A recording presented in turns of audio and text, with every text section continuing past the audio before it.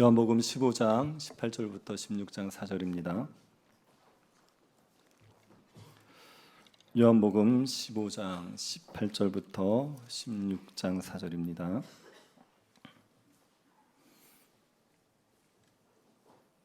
찾아서 한 절씩 교도하겠습니다. 찾았으면 교도하겠습니다.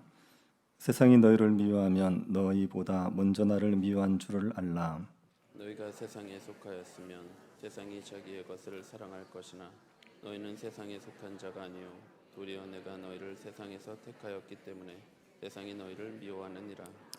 내가 너희에게 종이 주인보다 더 크지 못하단 말을 기억하라. 사람들이 나를 박해하였은즉 너희도 박해할 것이요 내 말을 지켰은즉 너희 말도 지킬 것이라. 그러나 사람들이 내 이름으로 말미암아 이 모든 일을 너희에게 하리니 이는 나를 보내신 이를 알지 못함이라. 내가 와서 그들에게 말하지 아니하였더라면 죄가 없었으려니와 지금은 그 죄를 핑계할 수 없느니라.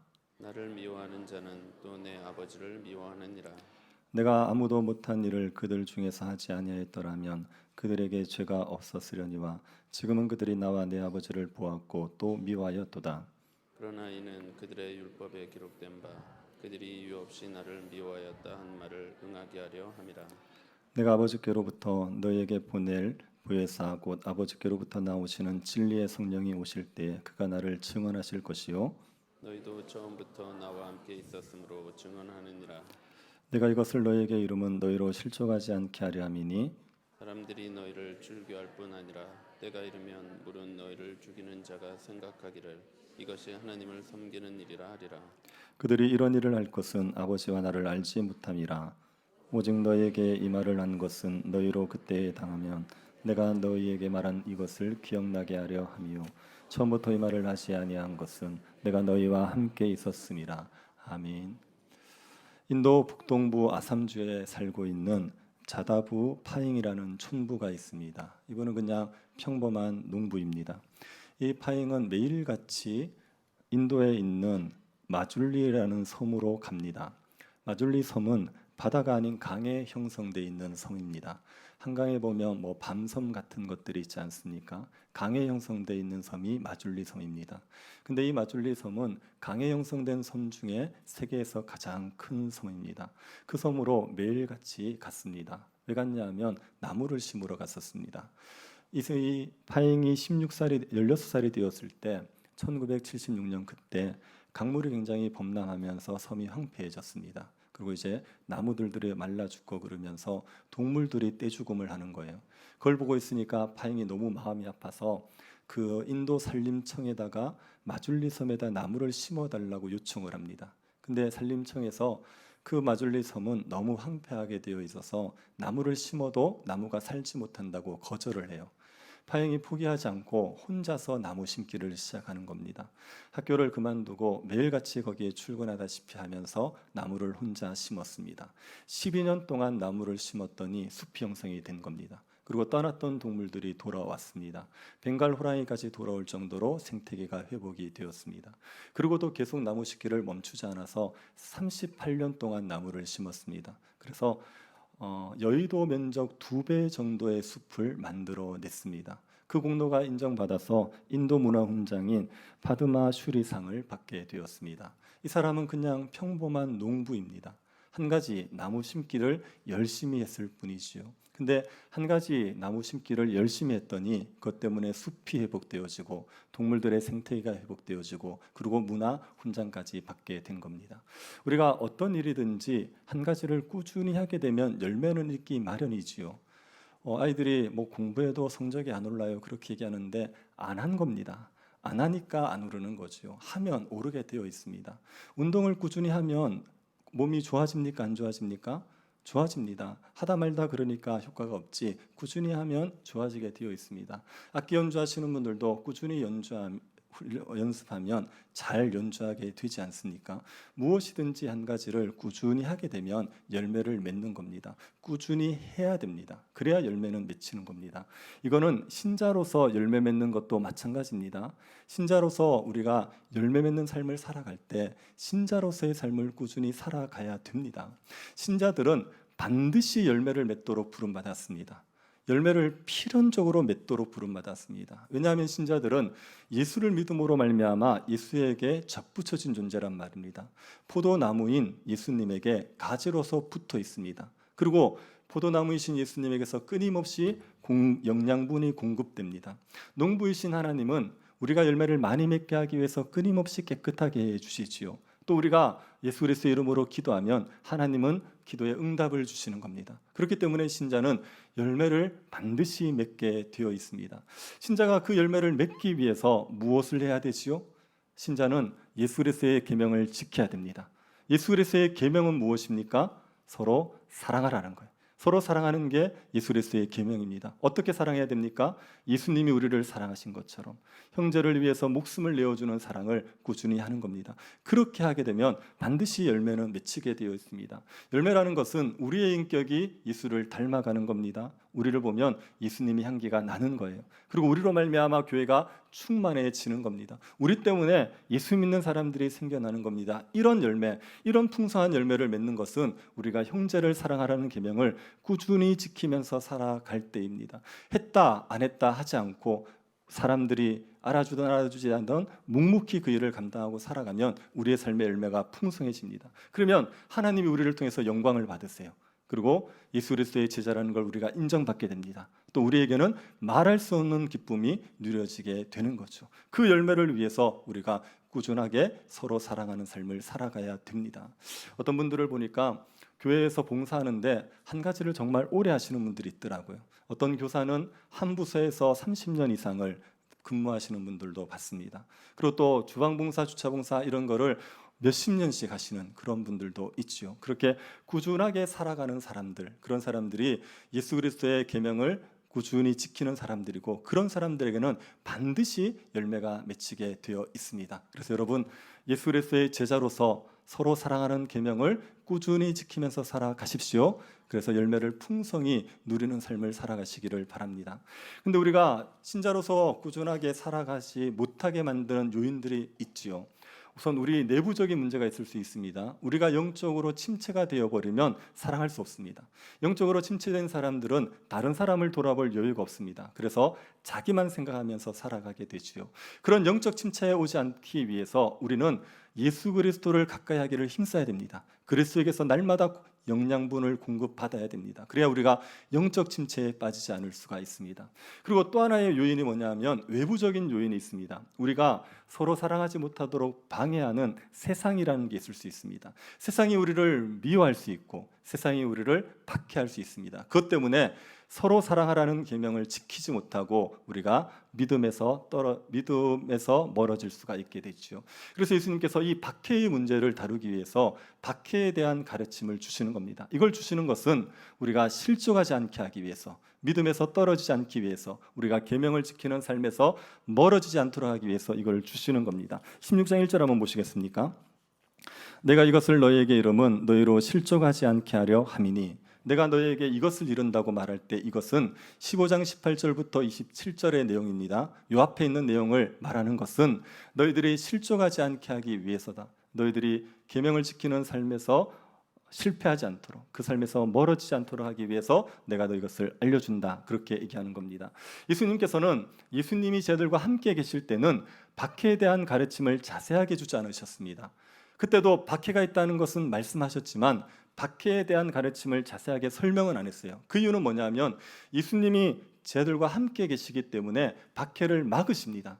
박해를 당하더라도 얼마든지 제자들을 예수님이 붙들 수 있었어요. 그래서 그때는 말씀하지 않으셨습니다. 그런데 이제는 떠나가야 되기 때문에 박해를 당할 제자들을 위해서 미리 말씀하신 겁니다. 4절 한번 보십시오. 오직 너에게 이 말을 한 것은 너희로 그때를 당하면 내가 너희에게 말한 이것을 기억나게 하려 함이요 처음부터 이 말을 하지 아니한 것은 내가 너희와 함께 있었음이라. 처음부터 박해에 대한 가르침을 자세하게 주지 않은 건 예수님이 함께 계셨기 때문에 그래요. 그러니 박해의 문제가 제자들에게 심각한 문제가 아니었습니다. 그런데 이제는 예수님이 떠나가시게 됩니다. 그 상태에서 박해를 받으면 그 박해 때문에 실족할 수 있기 때문에 예수님이 말씀을 기억하라고 가르침을 주신 겁니다. 예수님이 박해에 대해서 어떤 가르침을 주셨습니까? 우선은 박해가 있다는 걸 알려줘요. 세상이 너희를 미워할까라는 걸 알려주십니다. 18절 상반절을 보십시오. 세상이 너희를 미워하면 세상이 너희를 미워하게 된다는 겁니다. 예수님의 제자들이 제자답게 살아가면 세상에게 미움을 받는 겁니다. 제자답게 산다는 건 서로 사랑하는 거 아닙니까? 서로 사랑하는 것은 악한 건가요? 선한 건가요? 이거는 선한 겁니다. 선한 일을 하면 사람들이 좋아해 줘야 되죠. 선한 일을 하면 사람들이 사랑해 줘야 되죠. 그런데 예수님의 제자들이 선을 행하는데도 불구하고 미워하는 사람이 생겨나는 겁니다. 이것을 알고 있으라는 거예요. 이것을 아는 게 박해를 견디는 데 도움이 됩니다. 왜냐하면 사람들이 나를 다 좋아해 줄 거라고 생각하다가 미움을 받으면 그러면 당황하고 실족하기가 쉬워져요. 박해가 없다고 생각하다가 박해가 있어버리면 그러면 그 사람은 당황하고 넘어지기가 쉬운 겁니다. 그런데 있다는 걸 미리 알게 되면 그러면 박해를 당하더라도 미움을 당하더라도 당황하지 않고 잘 견뎌낼 수가 있는 거예요. 그래서 예수님께서 미리 이것을 알려주시는 겁니다. 우리가 교회를 봉사할 때도 우리에게 어려움이 있다는 걸 미리 아는 게 필요합니다. 그런 거 없이 봉사하다가 어려움을 만나면 그러면 굉장히 낙심하게 돼요. 내가 이 고통을 당하면서 이 일을 해야 되나 그런 생각이 들 수가 있습니다. 봉사 중에 뭐 쉬운 게 없지만 주차 봉사가 참 어렵지 않습니까? 주차 봉사가 비가 오거나 뭐 또 날이 덥거나 그럴 때도 해야 되니까 되게 힘들단 말입니다. 그런데 주차 봉사를 시작하면서 내가 주차 봉사를 하면 성도들이 나를 다 좋아해주고 칭찬만 할 거라고 생각하면 안 됩니다. 주차 봉사를 하다가 욕을 먹을 수 있어요. 욕을 먹을 수 있어요. 우리 교회는 안 그럴 것 같은데 큰 교회 같은 경우에 주차 봉사하던 사람이 10원짜리 욕을 먹는 경우가 있어요. 자기 마음에 안 든다고 정말 10원짜리 욕을 하고 간다는 겁니다. 그런 일들을 당할 수가 있어요. 그런 일들을 당할 수 있다는 걸 알고 봉사를 해야지, 그래야지 봉사하다가 그런 일을 당했을 때 낙심하지 않을 수 있는 거예요. 근데 그런 일이 없을 거라고 생각하다가 그런 일을 당해버리면 굉장히 낙심을 하게 되는 겁니다. 그래서 예수님이 미리 말씀해 주시는 거예요. 세상이 너희를 미워하게 된다. 너희들이 신자답게 살아도 세상이 너희들을 미워하게 될 거다. 그것을 미리 말씀해 주시는 겁니다. 그러고 나서 왜 박해를 당하는지 이유를 설명해 주세요. 세상이 왜 제자들을 미워하는지, 왜 세상이 제자들을 박해하는지 이유를 설명합니다. 첫 번째 이유는 뭐냐면 예수님을 미워하기 때문에 그렇습니다. 18절을 보십시오. 세상이 너희를 미워하면 너희보다 먼저 나를 미워한 줄을 알라. 세상이 제자들을 미워하기 전에 누구를 먼저 미워했냐면 예수님을 미워한 거예요.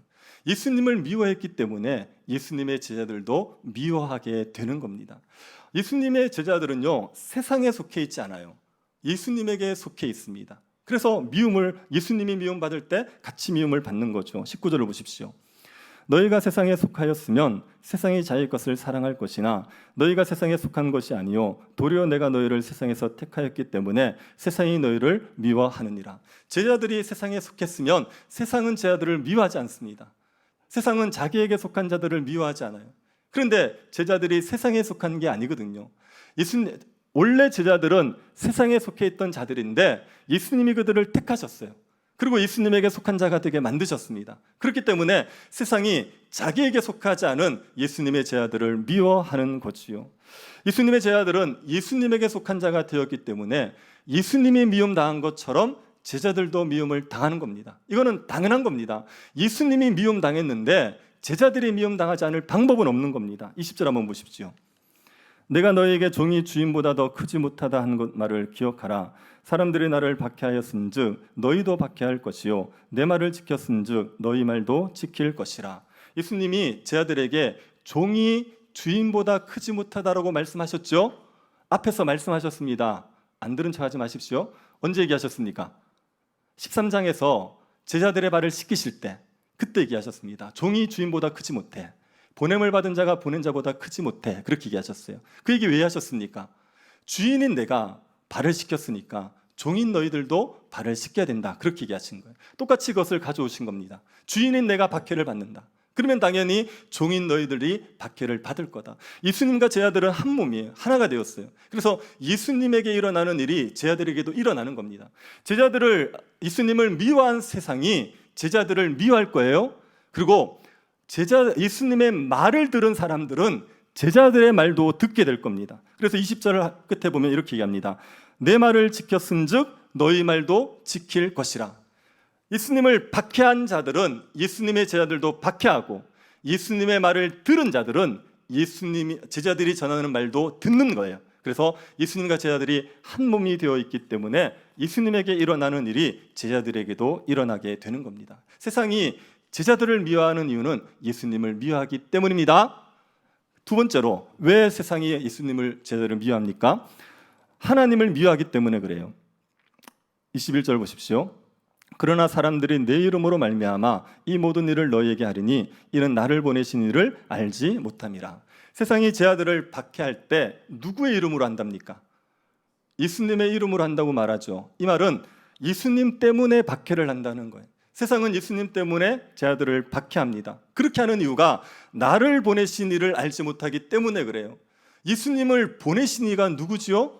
하나님이에요. 하나님이 예수님을 보내셨어요. 그런데 세상은 예수님이 하나님에게서 보냄받은 자라는 걸 몰라요.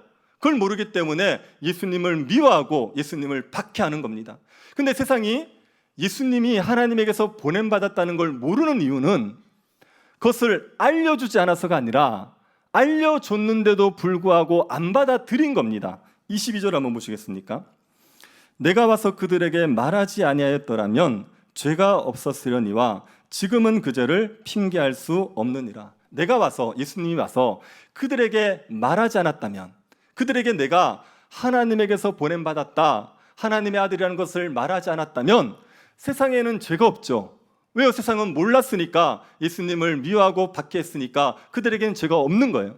그런데 예수님께서 세상에 예수님이 하나님에게서 보냄받았다는 걸 말했습니까? 안 했습니까? 말 많이 했습니다. 하나님의 아들이라고 무슨 얘기 많이 했습니다. 하나님에게 보냄받은 자라고 얘기했어요. 그런데도 불구하고 이들이 받아들이지 않은 건 아닙니까? 그러면 세상에는 죄가 있습니까? 없습니까? 있죠. 알려줬는데도 안 받아들였으니까 그들에게 죄가 있게 되는 겁니다. 학교에서 선생님이 학생들에게 숙제가 있다는 것을 말하지 않았어요. 그래서 애들이 숙제를 안 해왔습니다. 학생들은 죄가 있습니까? 없습니까? 없죠. 그런데 선생님이 분명히 얘기했어요. 숙제가 있다라고. 그랬는데 안 해왔습니다. 학생들은 죄가 있습니까? 없습니까? 있죠.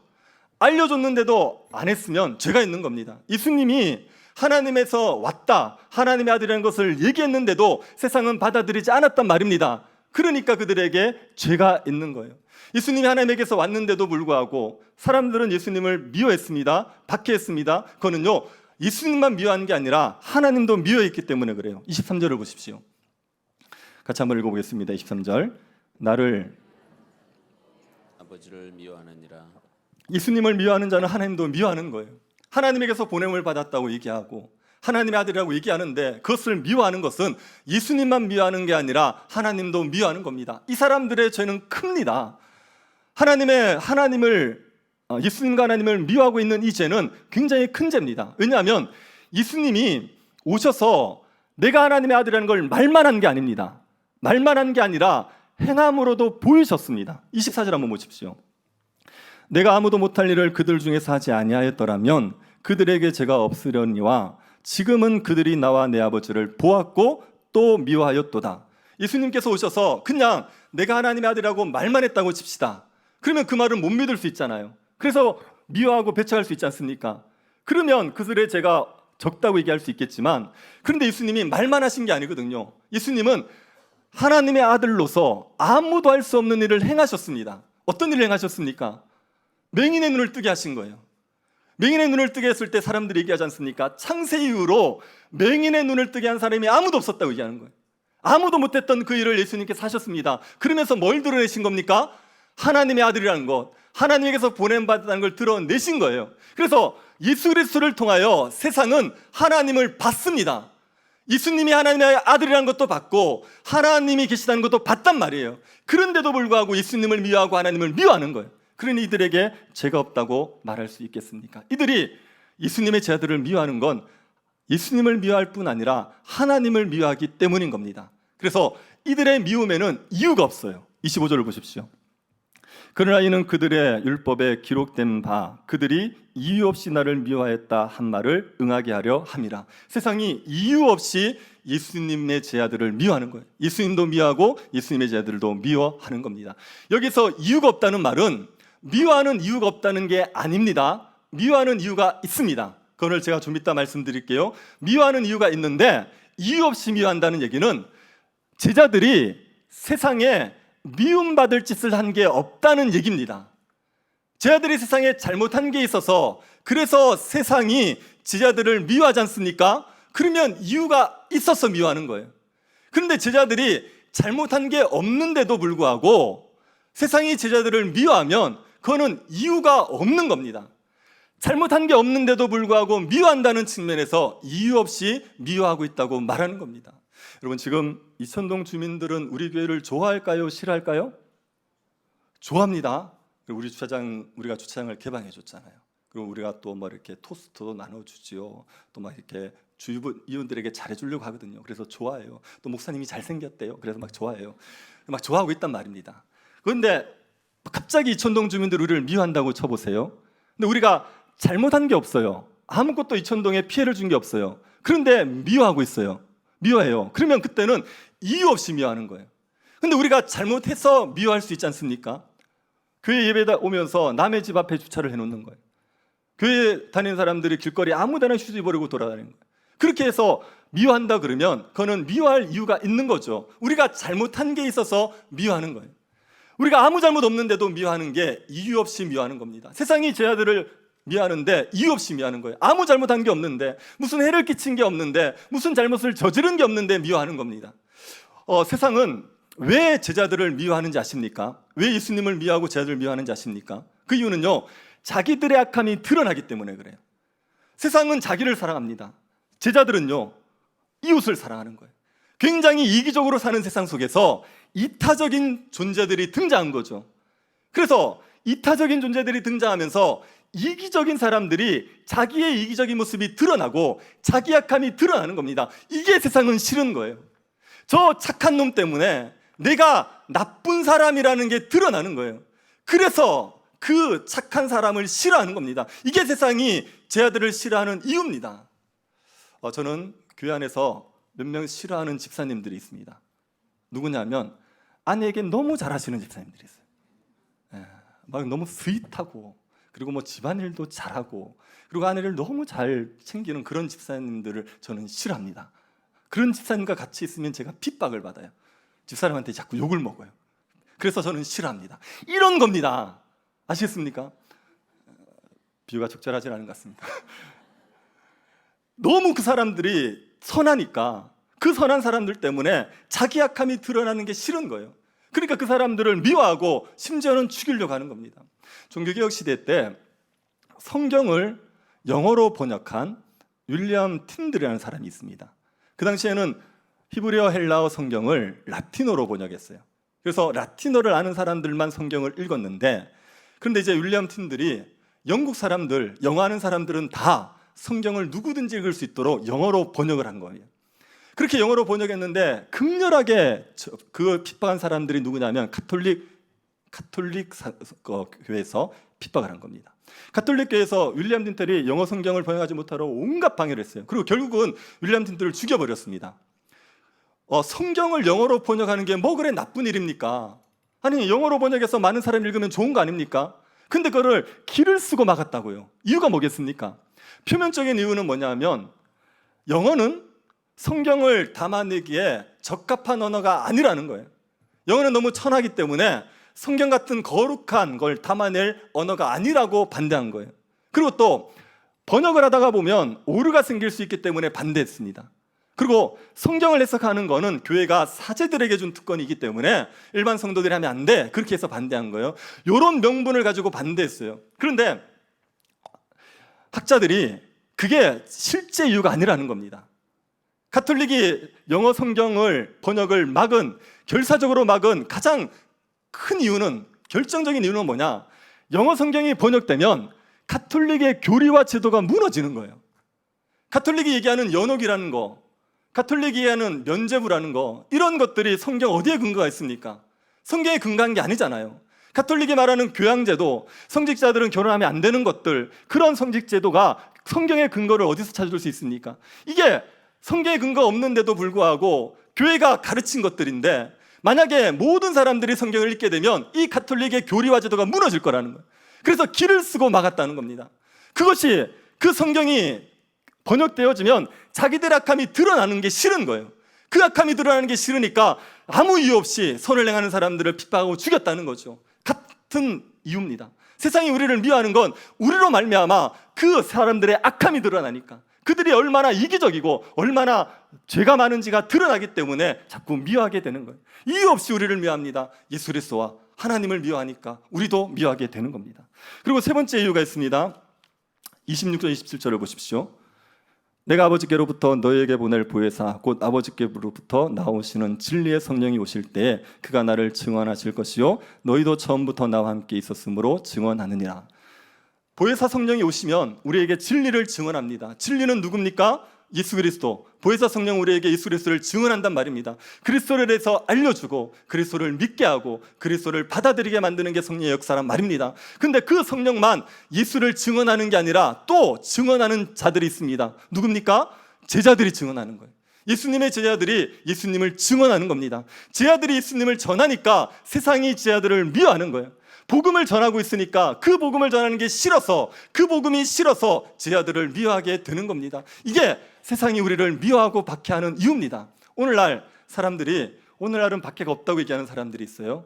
근데 여러분, 오늘날 박해가 없는 게 아닙니다. 오늘날도 박해가 여전히 있습니다. 여러분이 오늘날 박해가 있다는 걸 확실하게 체험할 수 있도록 제가 만들어 드릴 수 있습니다. 제가 시키는 대로 해보십시오. 그러면 여러분 박해가 있다는 걸 확인할 수 있습니다. 뭘 하시냐면 복음을 전하시면 됩니다. 가족들에게 예수 믿으라고 얘기해 보십시오. 직장에서 예수 믿으라고 얘기해 보십시오. 이웃들에게 예수 믿으라는 말을 해보십시오. 그러면 그때부터 박해를 받게 되어 있습니다. 복음을 안 전하고 가만히 있으니까 박해가 적은 거지, 복음을 전하기 시작하면 박해는 있게 되는 거예요. 우리가 복음 전하는 것 때문에 세상이 우리를 미워하고 박해를 받게 되는 겁니다. 예수님께서 세상이 우리를 미워하는 이유 세 가지를 말씀하신 겁니다. 왜 미워한 겁니까? 예수님을 미워하기 때문에, 또요 하나님을 미워하기 때문에, 또요 복음을 전하기 때문에, 이것 때문에 세상이 우리를 미워하고 박해하는 겁니다. 그래서 여러분, 세상에게서 미움을 받지 않습니까? 세상에서 박해를 받지 않습니까? 그러면 실조가지를 마시고 기뻐하셔야 됩니다. 여러분이 세상에서 미움과 박해를 받는다는 이 얘기는 여러분이 세상에 속한 사람이 아니라는 얘기예요. 여러분이 세상에 속해 있으면 세상 사람들이 여러분을 미워하지 않습니다. 세상이 여러분을 박해하지 않습니다. 그런데 여러분이 미움과 박해를 받는다는 이야기는 여러분이 세상에 속하여 있지 않고 예수 그리스도에게 속해 있단 말입니다. 하나님의 백성이란 말입니다. 예수 그리스도의 증인으로 삶을 잘 살아가고 있다는 증거입니다. 그래서 여러분이 세상에서 미움을 받으면 여러분은 지금 잘못된 길을 가고 있는 게 아니라 여러분은 바른 길을 걸어가고 있는 것이고 진리의 길을 걸어가고 있는 거예요. 그래서 낙심하거나 주눅들거나 그 길을 피하지 마시고 그 길을 묵묵히 걸어가셔야 됩니다. 네, 여러분, 우리가 형제를 사랑하기 위해서 교회를 섬기지 않습니까? 교회를 열심히 섬기면 그러면 사람들이 나를 다 좋아해 주는 것만 아니에요. 우리가 교회를 정말 헌신적으로 섬기면 우리를 미워하는 사람들이 있습니다. 그런 사람들이 등장하게 되어 있어요. 우리가 직장 동료들에게 복음을 전하기 위해서 희생하고 살지 않습니까? 그러면 다들 우리를 칭찬하는 게 아니라 우리를 욕하는 사람들이 있습니다. 우리가 믿지 않는 남편 구원하겠다고 괴롭힘 당하면서도 그 남편 위해서 참고 산단 말이에요. 그러면 다들 훌륭하다고 말하는 게 아니라 바보라고 말하는 사람들이 있습니다. 자기 것 아끼면서 구제하기를 힘쓰는데 왜 그렇게 사냐고, 왜 그렇게 어렵게 사냐고 말하는 사람들이 있습니다. 그런 미움과 그런 핍박을 받을 수 있단 말입니다. 그럴 때 그것 때문에 포기하지 마시라는 거예요. 그 길을 걸어가시란 말입니다. 그게 여러분이 잘못되고 있는 게 아니라 여러분이 바른 길을 걸어가고 있기 때문에 여러분에게 그런 박해와 미움이 있는 겁니다. 그래서 포기하지 마시고 형제 사랑을 꾸준하게 하는 삶을 묵묵히 살아내시기를 바랍니다. 박해와 미움이 있는데 형제 사랑을 실천하며 사는 건 쉽습니까? 어렵습니까? 어렵지요. 어려워요. 그래서 신앙생활은 힘든 겁니다. 신앙생활이 너무너무 좋기만 하지 않고 신앙생활은 너무 힘든 면도 같이 있어요. 두 가지가 같이 공존하는 거예요. 너무너무 좋은데 또 너무너무 힘든 게 신앙생활입니다. 예수님께서 나를 위해서 무엇을 버리든지 그 사람에게 100배를 주고 영생의 복을 준다고 약속하신 구절이 있죠. 그런데 예수님이 100배의 복과 영생만 약속하지 않으셨습니다. 마가복음 한번 보십시오. 10장 29절 30절 같이 한번 읽어보겠습니다. 마가복음 10장 29절 30절. 예수께서 이르시되 내가 내가 진실로 너희에게 이르노니 나와 복음을 위하여 집이나 형제나 자매나 어머니나 아버지나 자식이나 전토를 벌인 자는 현세에서 집과 형제와 자매와 어머니와 자식과 전토를 100배나 받되 박해를 겸하여 받고 내세 영생을 받지 못할 자가 없느니라. 나를 위해서 무엇을 벌이든지 간에 현세의 100배를 주시겠다고 얘기하셨습니다. 이거 믿으십시오. 현세의 100배를 주십니다. 자, 그런데 죽으면 영생도 줘요. 주를 위해서 뭘 벌였든지 간에 100배를 현세에서 받고 죽고 나면 영생도 받아요. 그런데 100배의 복과 영생만 약속하신 게 아니라 무엇도 받는데요. 핍박도 받는데요. 박해도 겸하여 받는데요. 그래서 100배의 복을 받고 영생도 받는데 거기에는 박해도 따라오게 되어 있는 겁니다. 여러분, 이 박해라는 건 선택입니까? 필수입니까? 신자가 박해를 안 받고 100배의 복과 영생의 복만 누릴 수 있습니까? 아니면 반드시 박해를 받아야 100배의 복과 영생의 복을 누립니까? 박해는 선택이 아니라 필수입니다. 이거는 세트예요. 100배의 복, 박해, 영생, 이건 세트지 그 중에 취사 선택할 수 있는 게 아닙니다. 나는 박해는 싫어, 나는 영생만 받을 거야, 그거 안 돼요. 영생을 받으려면, 100배의 복을 받으려면 박해를 겸하여 받아야 됩니다. 아멘이 안 나오죠? 이건 피할 수 없단 말이에요. 우리가 박해를 피하고 박해를 받지 않고 세상의 미움을 받지 않고 박해를 받지 않고 신자답게 살아가면서 열매를 누리는 법은 없습니다. 그렇게 안 돼요. 신자답게 안 살면 그렇게 세상의 미움을 받지 않을 수 있지만 신자답게 살면 반드시 박해를 받게 되어 있습니다. 그래서 여러분, 신앙생활이 어렵고 신앙생활이 힘든 걸 이상하게 생각하지 마십시오. 힘든 거 당연합니다. 힘든 게 여러분이 잘 가고 있다는 얘기입니다. 사랑하기 어려운 사람들 사랑하려고 받아내고 품어내기 위해서 애쓰고 그것 때문에 상처받고 아프고 괴롭고 이게 정상이란 말입니다. 그러니까 그 길을 걸어 가십시오. 사람들이 여러분을 욕하지 않고 미워하지 않으면 여러분에게 화가 있습니다. 예수님 분명히 얘기하셨습니다. 모든 사람이 너희를 칭찬하며 화가 있도다. 그들의 조상들이 거짓 선지자들에게 이와 같이 하였느니라. 모든 사람들이 여러분을 칭찬해요. 그럼 여러분은 거짓 선지자의 계열에 들어가는 거예요. 세상에 속해 있으니까 다 칭찬하는 겁니다. 여러분이 예수의 제자로 살아가면 반드시 박해는 있게 되어 있어요. 그러니 모든 사람이 칭찬하는 걸 두려워해야 되고 사람들에게 욕먹고 사람들에게 핍박받는 걸 두려워하지 마십시오. 여러분이 잘 가고 있는 겁니다. 그 길을 멈추지 마십시오. 네, 그 길을 멈추지 마십시오. 그 길을 달려가셔야 됩니다. 여러분에게 미움이 있더라도 박해가 있더라도 신자답게 사랑하는 삶을 포기하지 마시고 달려가셔야 됩니다. 근데 여러분이 이유 없이 미움을 받으셔야 돼요. 아시겠습니까? 여러분이 미움을 받는데 미움받을 이유가 있는 것은 의로 인한 박해가 아닙니다. 직장 생활하면서 굉장히 이기적으로 생활해요. 그러면서 예수님 복음을 전하겠다고 나서요. 사람들이 싫어합니다. 이거는 진리 때문에 당하는 박해입니까? 아니요. 이기적으로 행하는 것 때문에 사람들이 미워하는 거예요. 집을 안 돌보고 맨날 주를 위해 산다고 집을 엉망으로 다니고 만들고 다녀서 남편이 싫어합니다. 그걸 가지고 의를 위한 박해라고 얘기하면 안 됩니다. 우리가 의를 위한 박해라고 얘기할 수 있는 건 이유가 없어야 돼요. 우리가 잘못한 게 없어야 돼요. 잘못한 게 없는데도 사람들이 우리를 미워할 때 그때 그것을 가리켜서 의를 위한 박해라고 말하는 겁니다. 이유 없이 미움을 당하더라도 포기하지 마시고 제자로서 계명을 지키는 삶을 포기하지 마시고 서로 사랑하기를 힘쓰면서 살아가십시오. 여러분, 여러분을 미워하는 세상이요, 저 밖에만 있을 거라고 생각하면 안 됩니다. 교회 안에도 얼마든지 세상이 있을 수 있습니다. 6장 3절 2절 한번 보십시오. 16장 2절. 사람들이 너희를 출교할 뿐 아니라 때가 이르면 물은 너희를 죽이는 자가 생각하기를 이것이 하나님을 섬기는 일이라 하리라. 사람들이 제자들을 출교시키면서 죽이면서 누구를 위한 일이라고 말하는 거예요? 하나님을 위한 일이라고요. 하나님을 위한 일이라고 얘기하면서 출교시키고 하나님을 위한 일이라고 말하면서 죽이는 겁니다. 회심하기 전에 사도 바울 같은 사람들인 거죠. 자기가 하나님의 백성이라고 얘기해요. 그런데 예수님의 제자들을 핍박하는 겁니다. 그런 사람들이 얼마든지 있을 수 있습니다.